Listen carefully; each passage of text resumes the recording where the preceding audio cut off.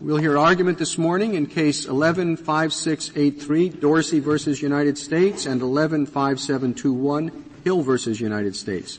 Mr. Eberhard? Mr. Chief Justice, may it please the Court, the judges of the Seventh Circuit are unanimous in their belief that this case raises a good question. And of course, that good question is, why would Congress want district courts to continue to impose sentences that were universally viewed as unfair and racially discriminatory? My colleague, sitting on the other side of the podium, I submit to the Court, does not answer that question. Petitioners feel that the answer to that question can be found in the text of the Fair Sentencing Act. And while we admit that there's no express answer, the text gives us the required fair implication. The text in Section 8, the text in Section 10. Excuse me, is a fair implication enough? You're talking here about a repealer, essentially, of an earlier provision, Section 109, and our cases uniformly say that it has to be clear implication, unquestionable implication. You think this is really clear and unquestionable? No, it is not, but the standard from this Court, Justice Scalia, is fair implication, and it has been ever since the Great Northern case. The standards began as a necessary implication in Great Northern, moved to plain and clear implication in Hertz and Woodman, and then Marrero, which is relied on heavily by amicus. Of course, the statute itself says express, right? We're talking about Section 109. That is correct. So we're pretty far removed from the language of the statute, I guess. But again, ever since 1908, that's a standard that this Court has not accepted. And this is based on the provision, the well-settled provision, that an earlier Congress cannot bind a later Congress. Oh, and I understand that, but presumably we also have the proposition that Congress, when it enacts legislation, knows the law. They would have known Section 109 required an express statement if they wanted to apply the change retroactively. So why shouldn't we hold them to that standard? The answer is no, I don't believe that Congress felt that that was the standard, again relying on this Court's jurisprudence that said, you give us text, and if we are able to find that the fair implication and the intent of Congress through that fair implication is that this new statute applies because an earlier Congress cannot bind the newer Congress. Well, on your statement that the one Congress cannot bind a later Congress, do you mean we're not supposed to look at 109? We're not supposed to look at the Dictionary Act? Oh, absolutely, the Court is, Your Honor, and we acknowledge. So then, the fact that 109 is on the books is relevant, and it's not a question of one Congress binding the other. It's a question of what the second Congress did. Yes, 109 is relevant, but it's the standard to be employed in determining whether or not there's a fair implication of what the later Congress meant.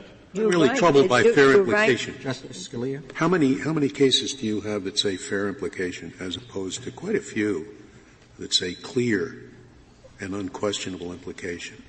Marrero, is that the one case you rely on? Fair implication from Marrero. From Marrero, a footnote in Marrero, right? Correct. Yeah. Anything else? Marcello. What's the cite for that? I mean, there are a lot of earlier cases that make it clear when you're repealing a prior statute, if it isn't express, it has to be at least a clear implication. And I'm astounded to think that in a footnote we're suddenly going to change that to simply fair implication. Well, yes, Your Honor, you're correct. It's clear or necessary, but petitioners contend that not only do we meet the fair implication standard. Oh, well, that's a different question, and we can talk about that. But how did Marrero come out? Did it find an overruling or not? Marrero primarily was based on the fact that there was a specific provision for non-retroactivity, and an alternate holding, the Court held that 109 would also be relevant to the decision. Marrero, though, was a habeas. So it did not find 109 overcome by fair implication, right? Correct. So it's entirely dictum, right? and dictum in a footnote. No, I believe it is an alternative holding because the primary holding in the other way, the holding was that 109 governed, no? I'm sorry.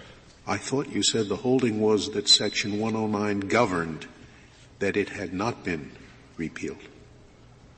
109 was the alternative holding saying that 109 would also preclude the retroactivity. Exactly. And therefore, whatever it said about what is necessary for repeal of 109 was purely dictum because it held that 109 was not repealed. So even if fair implication was the test, it was not the test applied and determinative in the case. So it's dictum. And dictum in a footnote. I don't agree right there. All right. But that's true of all of the cases that use — the cases you pointed to 2 or 3 that use fair implication. The court in all those cases found that there was no fair implication, so that 109 governed. Isn't that so? That was true in Marrero. It was true in Northern Securities. In Marrero, the primary holding was based on the fact that there was a specific provision for non-retroactivity. But in none of the cases that used the fair implication language did the court say, and therefore, the old statute no longer governs. Correct. So you're relying on a standard that this court must have considered appropriate because it deviated from the words of the statute. It said it a few times, but in application, it always came out the same way.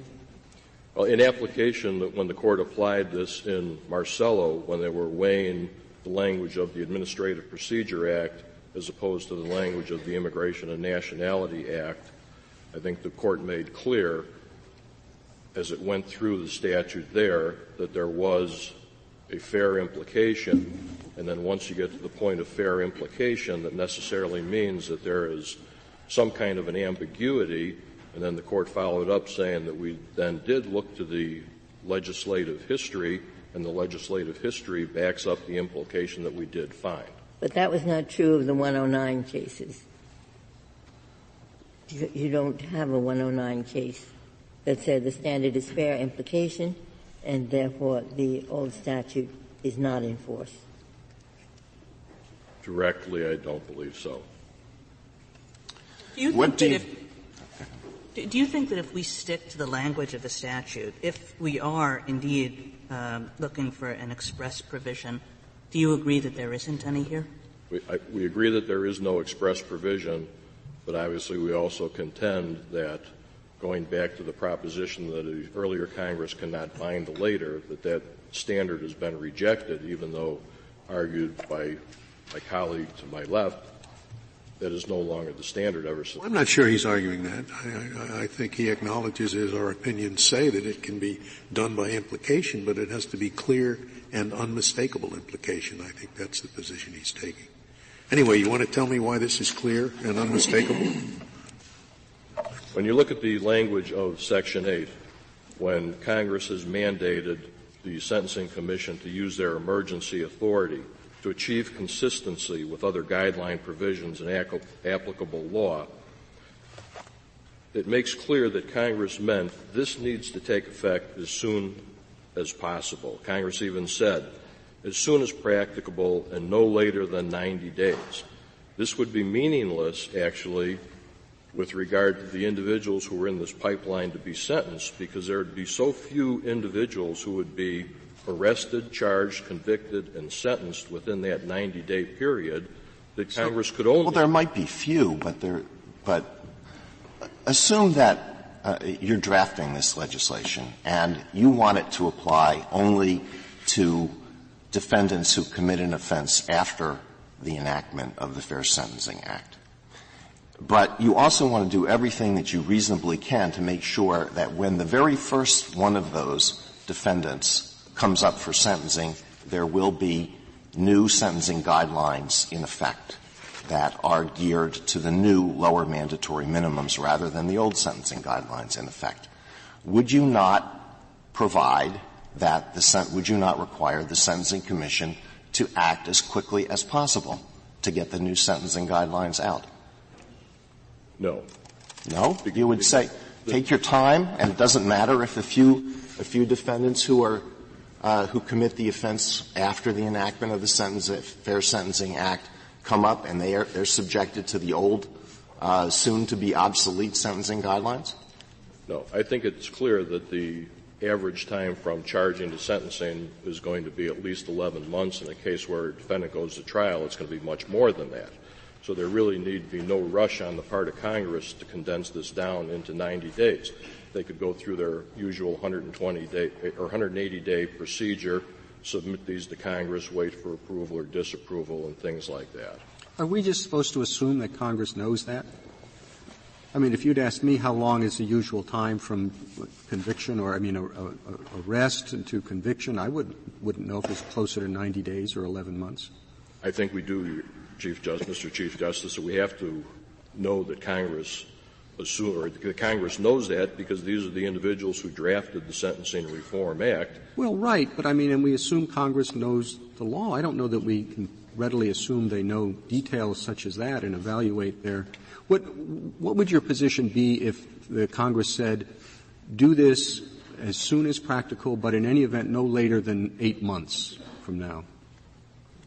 Would we then think there's a fair implication that Congress meant it to apply retroactively or not? On just the point of the immediacy placed on by Congress, I think that would take away from the fair implication that Congress meant that the law should be effective on the date of the President's signature. But why do you pick the date that the Fair Sentencing Act went into effect? If the guidelines, the 90-day period, the Commission came out with its new guidelines on November 1st, and sometime after August 3rd, which is when the Sentencing Act. So on your theory, why isn't the right date the date that the sentencing guidelines went into effect? The correct date is the August 3rd date, Your Honor, because of the intent of Congress made known through the implication of the language taken in the legal context of the Sentencing Reform Act. When Congress meant to correct their error, I believe they made it perfectly clear that they meant to correct this error as soon as possible. This has been an error that had been discussed for 25 years and was finally trying to be corrected. Mr. Chief Justice, if I might reserve the rest of my time. Thank you, counsel. Thank you.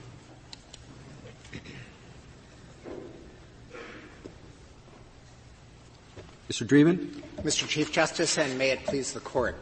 The Fair Sentencing Act manifests the requisite fair and necessary implication that Congress intended that its new mandatory minimum thresholds apply in all sentencings after the date of the Act. Do you think it's a clear and unmistakable implication? First of all, if we're going to argue about the language.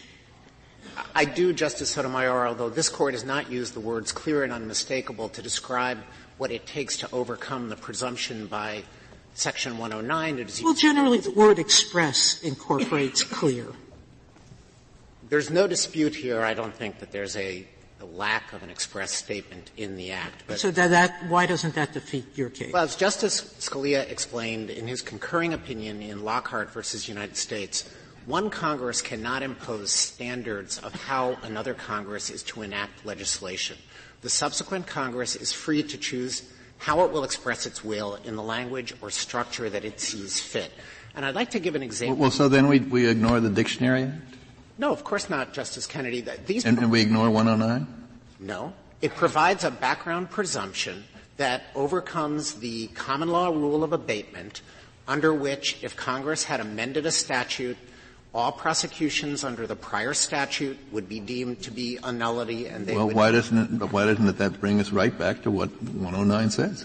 This Court has made clear in not only the Section 109 cases, but I think, as my colleague mentioned in Marcello versus Bond, that there are no magical passwords that Congress has to use to explain itself. And let me give an example, because I think that it will help to put in focus why I think the Fair Sentencing Act does contain the requisite implication. If Congress had written in the Fair Sentencing Act, henceforth, after the date of this Act, probation officers shall prepare pre-sentence reports and submit them to courts in which they shall calculate the mandatory minimum penalties under the standards announced in this Act, I think this Court would draw the structural inference that it did not intend that probation officers prepare that information for nothing. They intended that it be prepared so that sentencing courts would use those new mandatory. Exactly, and I think we would come out that way. I think you're entirely right. But the accelerated the direction to the Guidelines Commission to promulgate the guidelines on an emergency basis is not, as you just put it, for nothing. I agree with that, Justice. As Justice Alito was suggesting, it has some effect. So it's not comparable to what you've just said. Well, I think it is, because there's a piece of that section that I'd like to draw the Court's attention to, because I think that it critically explains what the Sentencing Commission was supposed to do. Section 8 is all over the briefs, but I have it in the government's gray brief at page 10A.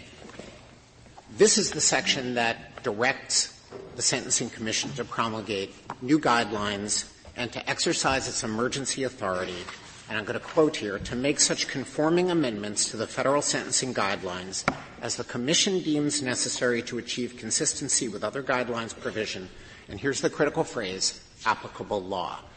That phrase, applicable law, can only mean sections 2 and 3 of the Fair Sentencing Act, which are the provisions that increased the thresholds of quantities necessary to trigger the mandatory minimum sentences. That's fine, but they apply that applicable law to those, as you say, admittedly few people who have been prosecuted, convicted, and are now being sentenced under that applicable law. There may not be many of them, but it does not deprive that language of all meaning. Well, Justice Scalia, I want to put this in the structural context of the Sentencing Reform Act.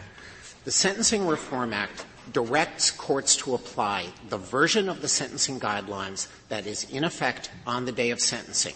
It's not a time of offense rule. It's a time of sentencing rule. And that means that everybody who comes before the sentencing court after the date of the Fair Sentencing Act, when the new guidelines are in place, will have those guidelines applied to those defendants. Those guidelines are supposed to be conformed to applicable law. The only applicable law that there could be is the new mandatory. Well, no, you're begging the question. The law applicable to statute offenses continues to be the prior law, and the applicable law to offenses that have occurred after the enactment date is the.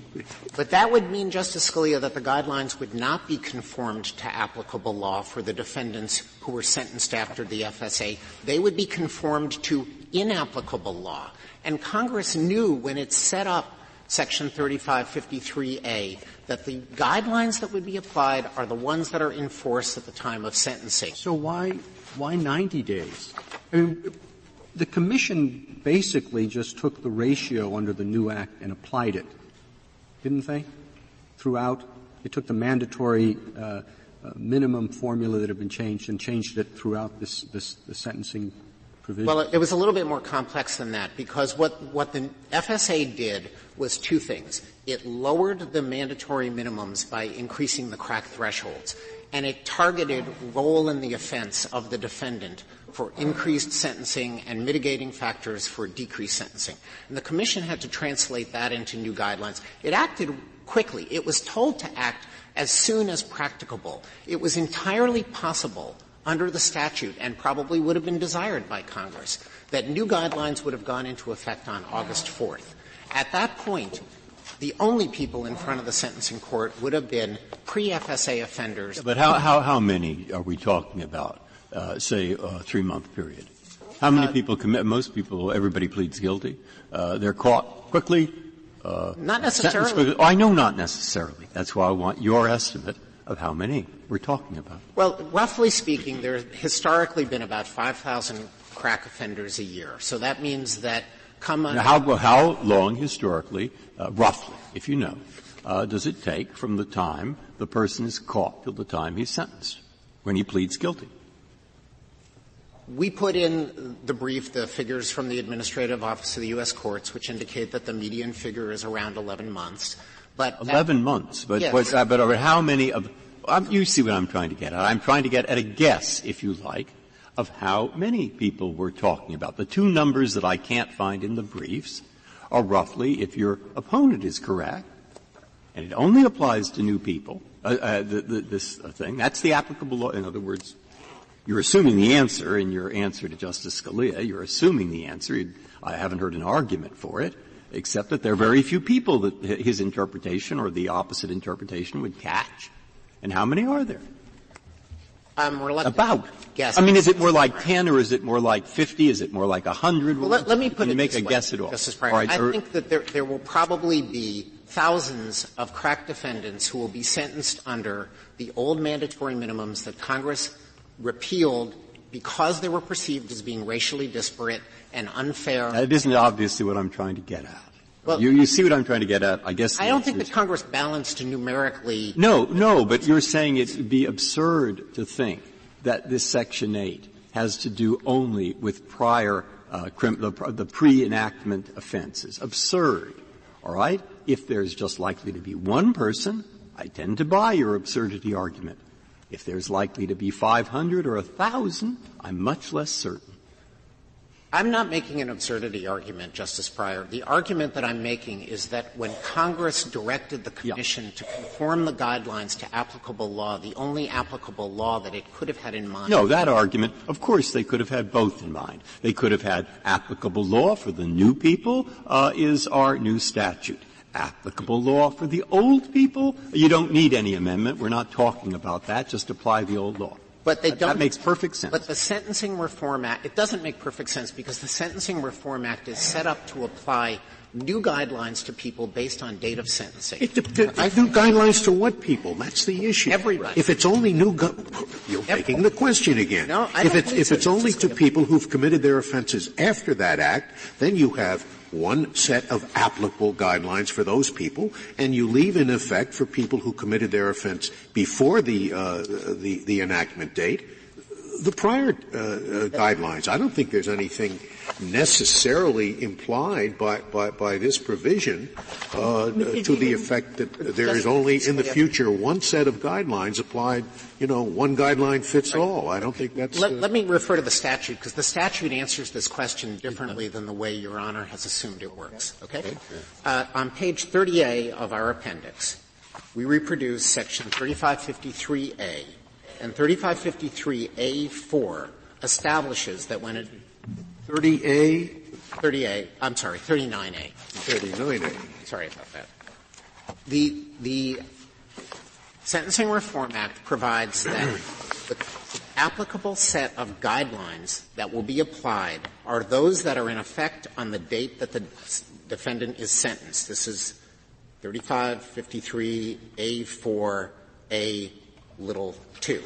And that provision has been in the Sentencing Reform Act since the time the Sentencing Reform Act was enacted, and Congress explained, for those who read legislative history, that it wanted, and I'm going to quote here from the legislative history, the guidelines and policy statements to be applied are those in effect at the time of sentencing.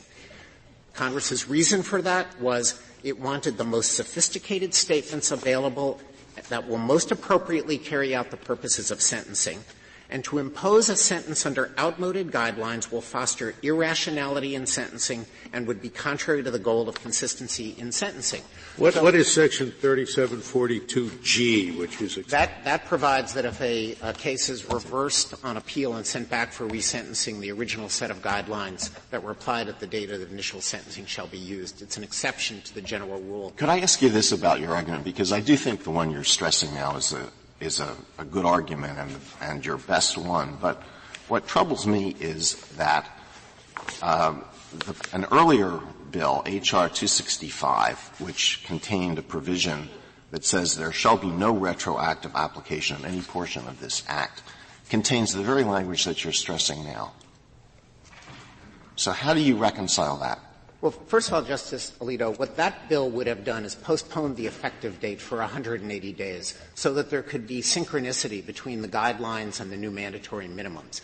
The retroactivity that it was concerned about would have reopened final sentences. There's no question here about reopening final sentences. So that bill was explicit. We don't want to reopen final sentences. The government is not asking for reopening of final sentences.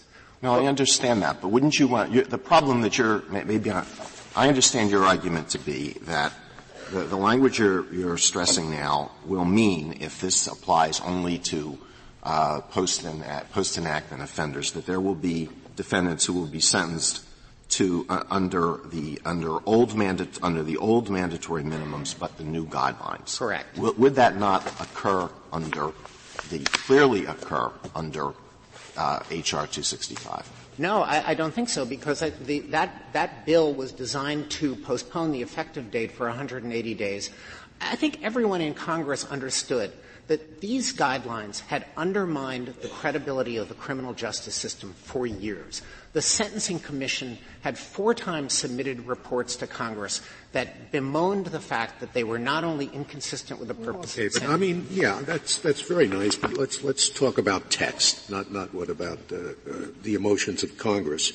This section that you quoted, 4A2 yes. of Section 3553A, is that in the new statute?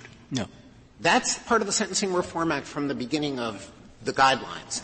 It was in effect. Yes. It was not the amendment. No. Congress didn't insert that when it made this amendment. You're just saying that is the incidental effect of the provision that Congress did adopt. No, I'm saying that the background principle that our legislators are familiar with the law surely applies to sentencing law.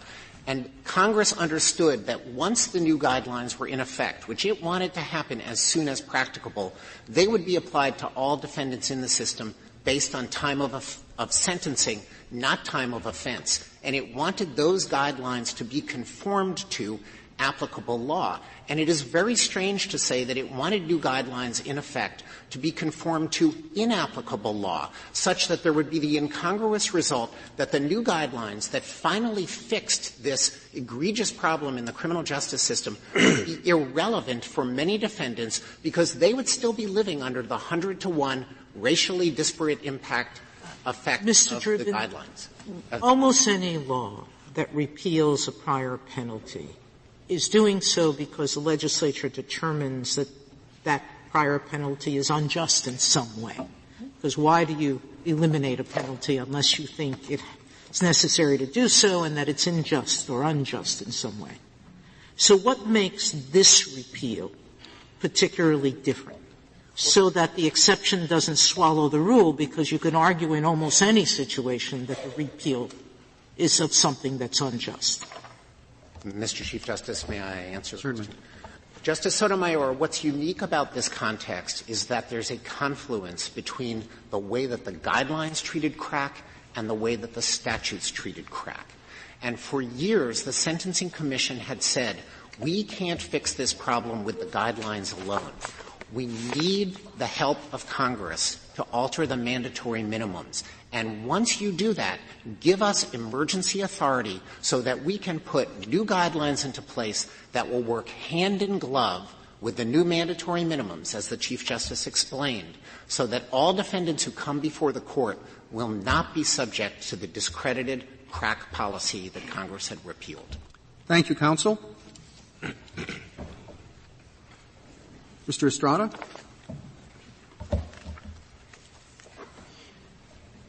Thank you, Mr. Chief Justice, and may it please the Court. I think this is a difficult case for public policy, but it's not a difficult case for legal doctrine. Fairness is on both sides. Mr. Estrada, what's so difficult for a legal doctrine to say that when Congress has made a finding that a law has a discriminatory impact, because I always thought that when discrimination was at issue, that we should do as speedy a remedy as we could, because it is one of the most fundamental tenets of our Constitution, as has been repeatedly emphasized in case after case that our laws should be enforced in a race-neutral way. Once Congress has said this law is not being enforced in a race-neutral way, we want to fix it. Why shouldn't our presumption be that the fix is immediate rather than delayed?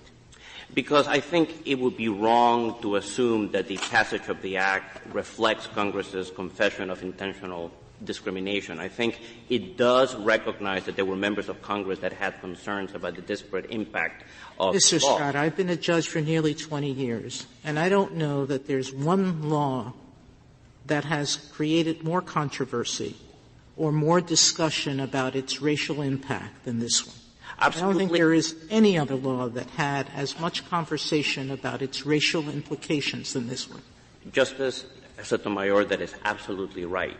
But it is very significant that for 20 years we had this argument. The Sentencing Commission, as the government points out, went to Congress again and again and again to say, we don't agree with this makes no sense. And for 20 years, Congress could not bring itself to change it because there was no agreement on the part of the lawmakers that the public policy was that easy. And the fact is, you have a whole assortment of bills that were considered by Congress in the last several sessions for people who believe legislative history is significant. They're all very instructive.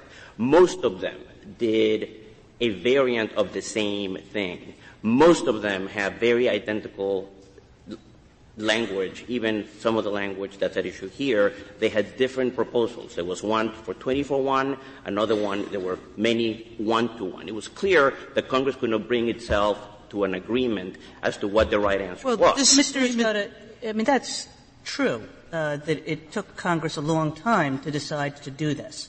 I think the question is, once having decided to do this, what did it decide to do? And whether it would make sense, once having decided to do this, to have the guidelines be the new guidelines, but the mandatory minimums be the old mandatory minimums. And what everybody understood was that if that were the case, if the new guidelines and the old mandatory minimums sort of both applied together, it would lead to ridiculous disparities in the way people were sentenced. And so the question is, once having decided to do this, can't we assume that Congress decided to do it?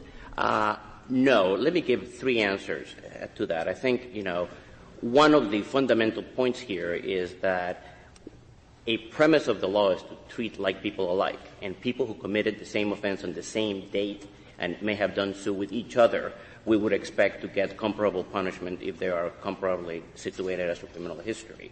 And the solution that's being urged undermines that, even though that is exactly what Section 109 says. You have to draw a line someplace, and that's inevitable, that some people are going to fall on one side. But the point about the guidelines and statute working together, wasn't there a time when the sentencing guidelines, they wanted to do away with this distinction, and Congress said, no, Sentencing Commission, you can't do it. You can't do it to the guidelines when we don't do it to the statute. There are 2 points about the guidelines that I think we have to keep in mind, Justice Ginsburg. The first one is that they are guidelines, especially in the world after Booker, which is the world that confronted Congress in 2010. They are guides that must be considered by the judge to inform judicial discretion. So in the nature of the guidelines, there is nothing inherent in saying that we must have new ones. That also implies a new application of statutory law to people whose offense conduct occurred earlier. The second aspect of it is that it has been part of the nature of a guideline system for 2 decades, that it has been consistent with a decision by Congress in some areas to constrain the exercise of discretion with mandatory minimums.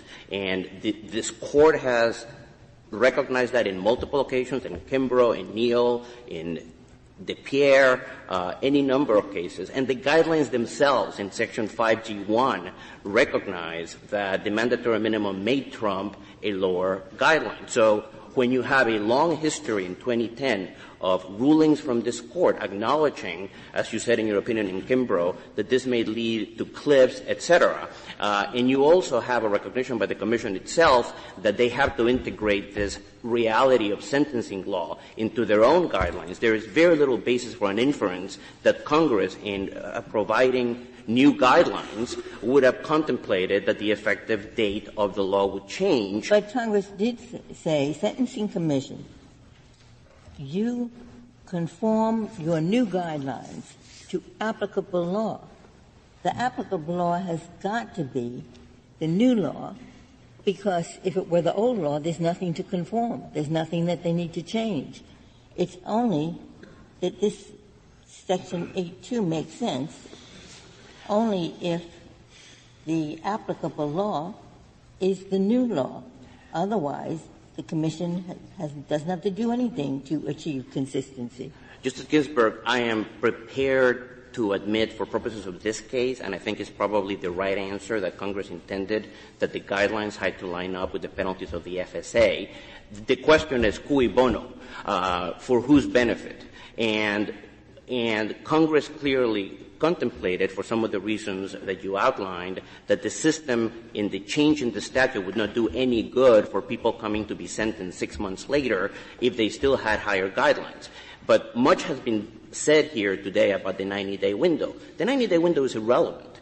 The really relevant window is the comparison of what the new guidelines would have been and when they would have come out, absent the emergency authority. Absent any emergency authority, new guidelines would have come out November 1st, 2011, which would have been a good 15 months after the passage of the FSA, and even on Mr. Estrada, even without the guideline amendment, for those defendants who committed crimes after the effective date of this Act, they would not have had new offense, not old offense. If the day after this Act they committed the offense, they wouldn't have had a mandatory minimum that required their imprisonment for a certain amount of time, because the Act had already done away with the mandatory minimum, correct? Or changed it, I guess. Changed it, lowered the amount. Some of them may drop from 10 to 5, for example. Exactly. So those people would not have been bound to a mandatory minimum. And since district courts were not bound to the guidelines anyway, even if there had been no amendment to the guideline, the judges would have known they weren't bound to the mandatory minimum and probably not bound to guidelines that hadn't been amended yet either. That's correct. So it would have benefited these defendants no matter what. That's correct on both counts, but that it sort of assumes that the guidelines are systemically irrelevant in all cases, because after an analysis. Only in cases like this where we know they have to change because Congress has directed they be changed. But look, I mean, one of the interesting aspects about these cases is that one of the petitioners, for example, got the benefit of being sentenced at the time that the post-FSA guidelines, the new emergency guidelines, provide a sentencing range for him of 110 to 137. That's Mr. Hill. These are the new guidelines. He was sentenced to a mandatory minimum of 10, which is on the lower end of that guideline. The only reason that case is in the U.S. Supreme Court is because even after the new statute, the judge was of a mind that he wanted to use a 1-to-1 ratio. And that's why there's a controversy here. But that highlights, the point that I'm trying to make and that the Court made in Kimbrough, which is that the mandatory minimums tend to enforce a species of uniformity in a world in which the guidelines are advisory. And it do help uphold, the principle that people that committed comparable offenses will have some rough comparability. But that begs the question I started with you, which is if we know that this new Congress has already determined that that mandatory minimum is discriminatory in the way that it had been constructed, what would be the purpose of delaying implementation? If Congress had made that finding, Justice Sotomayor, I would fully expect them as a citizen to cut the sentences of everybody who's already serving the sentence, irrespective of finality. And the fact that Congress did not do that, which is a proposition on which everybody agrees, I think is powerful evidence that the assumption that this necessarily reflects a conclusion that the previous system was indisputably discriminatory, as opposed to arguably. I would find that extraordinary that they say it's racist, but we're going to leave in effect all of the sentences that have previously been imposed. That seems to me very unlikely. Mr. Estrada, I would like you to explain the effect of 353A4 big A little 2. Which does seem to be sure it's not in the new legislation, but it's the background against which the new legislation was adopted, and it seems to require that the court use the guidelines in effect at the time of sentencing. Right. This is a fight about competing background rules. Section 109 is one of them, and it says the old law shall be applied to people who committed their offenses while the old law was in force. It is a directly applicable statute to the situation at hand. This purported competing background rule is a rule that simply says a judge shall consider the guidelines then extant. And this is part of the advice that he gets. It implies nothing about the duty to apply. Suppose you're wrong. I'm sorry. Suppose you're wrong about that. Mm-hmm. I mean, I think when they meant do it, that consider. Does that change? I think it would be a radical understanding. No, I think that when they wrote 3553, they were thinking those are the guidelines that are going to apply. Do it. Now, I'll look into that. But if I reach the conclusion, I agree, it's competing background rules. I agree applicable law doesn't help us because all the time there are two different sets of guidelines that apply depending upon when you committed the crime. That's very common. All right, so I agree with you that far. But now I'm worried about the last question Justice Scalia asked does, I think, focus this question because we have not only 109, we have also the 35, the one we're talking about now, and that says normally you will apply the guidelines in effect even to people who committed the crime before the new statute. Okay. And now, do we have any analogies? Has this ever happened before? Is there, I can't find out how many people we're talking about. I'd like to know, at least, are there many other occasions when Congress amended mandatory minimums so there's some precedent? Any? Prior, this is a staple of what has happened in the lower courts in a routine application of Section 109. Yeah.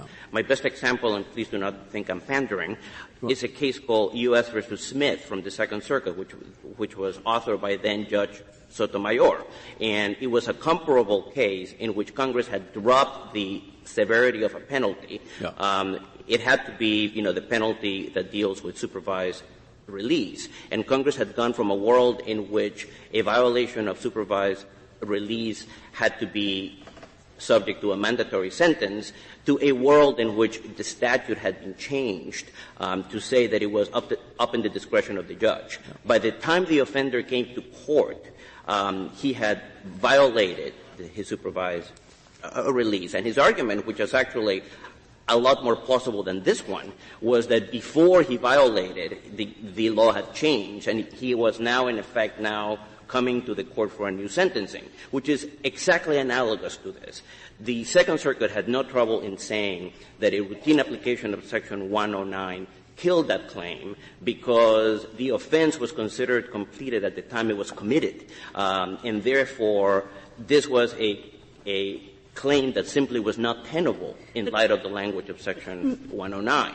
And that, too, is a case where somebody could have said, the law that now applies is the one that applies to my new sentencing under the new applicable guidelines. Now, I will say another two logical points about, the competing rule that the government is urging. Mr. Estrada, before you do, if I can understand your argument as it relates to Justice Scalia's questions, I just want to make sure I understand it. there's a person who has 4.99 grams of crack cocaine. And you do not dispute, do you, that that person would be subject to the new guidelines, which are based on the 18-to-1 ratio rather than the 100. I do not. And okay, so you do not dispute that. So then we're living in a world in which the person who has 4.99 grams of cocaine is getting the 18-to-1 ratio, and a person who has 5 grams is getting the 100-to-1 ratio that's embedded in the mandatory minimums. That is absolutely right, and that was the paradox, if you want to call it that. It didn't that the government brought you in Kimbrough, and the court accepted that that was the case. It said, yes, this leads to cliffs. It leads to a lack of a straight line in between all of the possible penalties. We accept all of that. It is an artifact of the fact that Congress, at certain points, but not on a continuous line, has chosen to constrain sentencing discretion with the rough tool of a quantity threshold.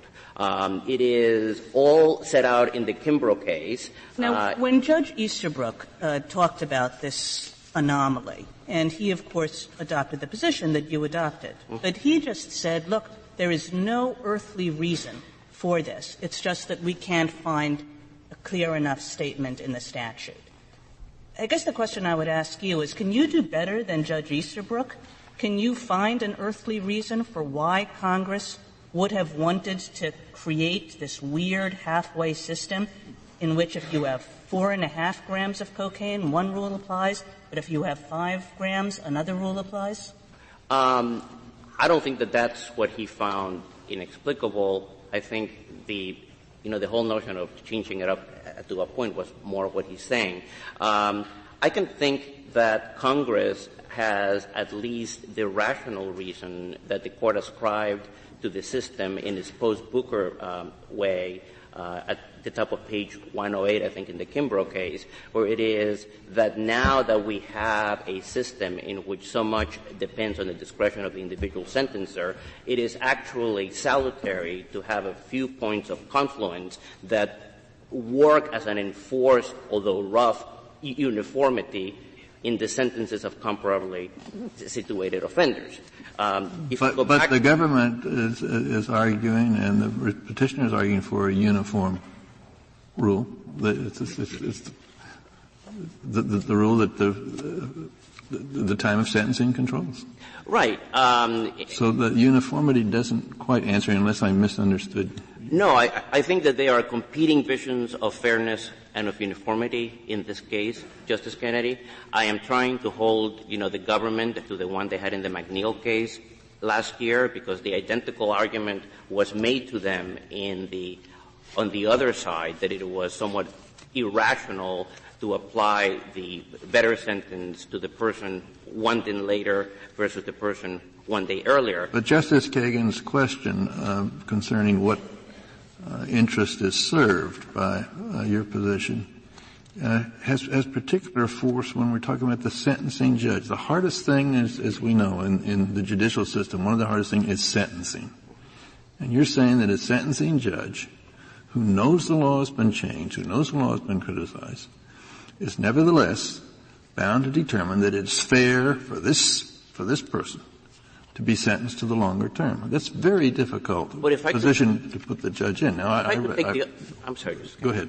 If I could take, the other side of that argument, one of the reasons why I think, the court should accept that Congress contemplated new guidelines, but not necessarily take up, the government's view that this is actually called for by the very end of that section applicable law, is that the government looks at this as a world in which Congress has now intervened and in effect compelled a more linear function of sentencing, so that henceforth, I guess the Commission has to conform to the 18-to-1 ratio, and it would no longer be open to the Commission, for example, to did what it did in 2007, which is we change our mind. There is a mandatory minimum that constrains us, but in light of the most recent scholarship, we think the ratio should be 16-1.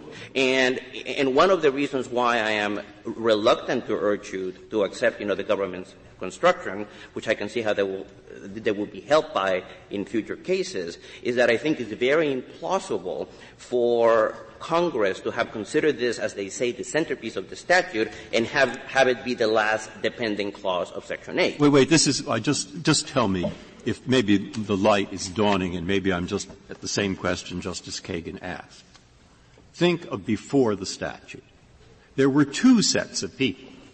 Those people subject to the mandatory minimum and those crack people who the mandatory minimum didn't matter, but the Commission wrote amendments consistent with. Mm-hmm. So they were tough amendments, so the law didn't require it to produce consistency. Now the statute's passed. Now we have some of the pre-act offenders. Because of the two sets of things, Section 8 on the one hand and the 353G on the other, in respect to those people who were not governed by the mandatory minimum previously, but were subject to the then conforming amendments, now will have to be subject to new conforming amendments that conform to the new thing. And that'll have to be because of the combination of the two sections that Mr. Drebin read, all right. Now, if that's so, we get to the cliffs that Justice Kagan is talking about. And if I'm right so far, we're now back at the probation officer example, and it's so odd and so peculiar that it is not just a fair. Do you see where I'm going? Is that frankly, too complicated? No. But I don't blame you, frankly, but I'm. But let me say two things. All right. I don't blame you. I don't blame you. Maybe the simple point I was trying to make, Justice Breyer, is that the whole thing that the guideline system now has to conform with applicable law, which, the government reads as the new ratio, and could extend to other things, could potentially disable the Commission from adopting its own ameliorating amendments that depart from the regime of the mandatory minimums. And so, whereas there are mandatory minima that are troublesome and give rise to cliffs, there are also occasions in which the Commission is able to do things that are not consistent with the statute. Let me give one example that was mentioned by the Court in DePierre. As the statute was interpreted in DePierre, cocaine base is cocaine base. It gets you a mandatory minimum if it's chemically based. The Commission thinks that you only get the enhanced penalties if the cocaine base happens to be crack. Similarly, under the Neal case, you get to weigh the carrier medium for the LSD, but, the Commission thinks that you give it a presumed weight that is probably lower than the actual medium. In both of those cases, the Commission comes up with guidelines that are lower than the methodology that is contemplated under the statutory analysis. Were you to adopt the applicable law and the assumption that the Congress has now dictated that these things have to line up and never to have cliffs again because they are bad, you could end up having untoward consequences as to what it is that the Commission can do in the future in order to deal with Mr. other I'm sorry. Go ahead, Justice. I'm not sure I follow your example. I think that the guideline regulation is that the Sentencing Commission always has to pass guidelines consistent with the mandatory minimum. And if the statute says that the mandatory minimum requires the carrying medium to be included, the guidelines can't change that. The mandatory minimum would apply.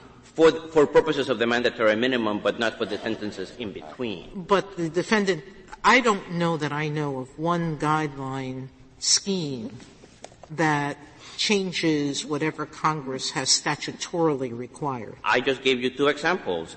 The LSD guideline that was at issue in Neal and the crack guideline that was not at issue but was discussed in connection with the statutory interpretation in Pierre. My point, I don't want to overstate the point. My point is there is reason to believe that Congress intended the new guidelines to be available for new offenses. The fact that Congress gave emergency authority so that would be possible makes perfect sense because in the absence of emergency authority, the new guidelines not apply what you're arguing is not that the guidelines would be available for new offenses. What you're arguing is that they would be available for everybody except the cliffhangers. That's what you're arguing. I'm sorry. Everyone but the cliffhangers, because as Justice Breyer pointed out, those people who were subject to the old guideline at a higher rate, above the minimum, now have the benefit of a lower rate, and so they're going to get sentenced to a lower amount because they're not bound by the mandatory minimum. But there are two alternative worlds after the FSA, Justice Sotomayor. In the first one, guidelines don't change for 15 months. People who committed the crime after the FSA come to the court for sentencing 10 months later, and they get the new mandatory minimum, but it doesn't matter because the old guidelines are higher. It is possible that the judge would intervene and use his Booker discretion, but not necessarily so. In the alternative world, which Congress did give us, is you change the guidelines as soon as you can. If you come to the bar of the court with a pre-FSA offense, it doesn't matter because the new guidelines, like every guidelines book since the beginning, say that if a mandatory minimum applies, that controls over the then current guidelines, which is one of the fundamental reasons why the alternative view of the world and the alternative rule of construction the government proffers makes no sense.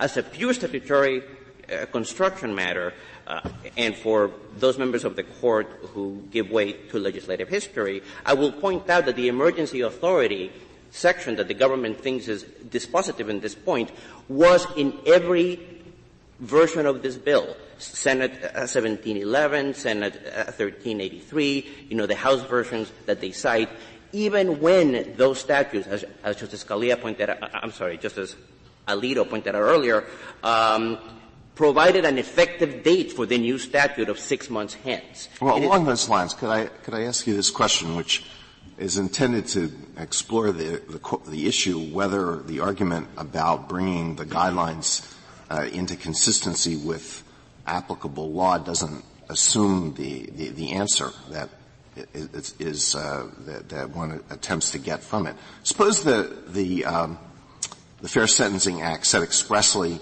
this applies only, the new mandatory minimums apply only to post-act offenders. But it also contained a provision that says the Sentencing Commission has to bring the guidelines into consistency with applicable law. I assume there what they would have to do would be to say that the new guidelines apply only to post-enactment offenders, so that the Fair Sentencing Act would trump this previous provision in the Sentencing Reform Act. Wouldn't that be correct? Correct. And I think that would be true here as well. And the reason why I was highlighting the earlier bills is because each and every one of them had the same, almost word for word, conform with applicable law, emergency authority. All of them uniformly said the new mandatory minimums will not apply for another 6 months after the enactment.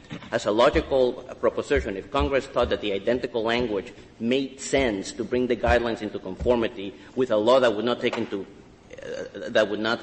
in for another 6 months, having it kick in sooner does not have any more logical import in saying that therefore, the guidelines now mean that previous offenses get a different sentence. But can I understand what you're saying, Mr. Estrada? Because if Justice Alito is right, then the new guidelines that the Sentencing Commission has in fact promulgated should not be being applied right now to those who committed crimes before the enactment date. And that's not what's happening now on the ground, is it? Justice Kagan, it is not happening in that manner because the guidelines, every book of the guidelines, I believe since 1987, which is the first one, has had like 5G11, which says these are the guidelines, but 5G tells you if a mandatory minimum applies, for whatever reason, you apply that and that becomes the mandatory sentence. And so there has never been any reason to have two sets of guidelines to account for cliffs or mandatory minimums